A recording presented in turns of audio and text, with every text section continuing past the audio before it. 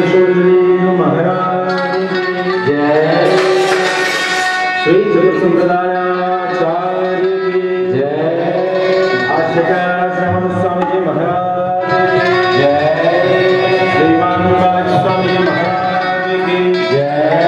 श्री सद्गुरुदेव भगवान की जय। श्री नथनी कुंवर जी महाराज की जय। श्री हनुमंतलाल जी महाराज की जय। श्रीमद् भागवत भगवान की जय।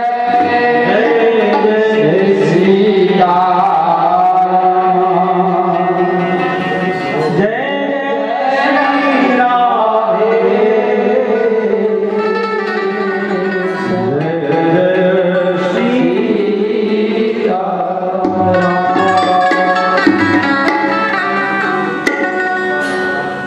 अत्यंत सुंदर मंगलमय अवसर भगवती श्री राधिका जी का जन्मोत्सव, और इस अवसर पर हम सभी यहाँ बैठे हैं। काशीपुरी में मोक्षदायिनी और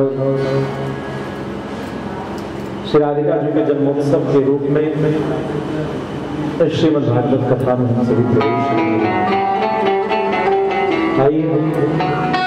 कहते हैं कि स्थान देवता का पूजन जरूर करना चाहिए। जिसके नाम से उत्सव हो उसका पहले जरूर सम्मान करना चाहिए।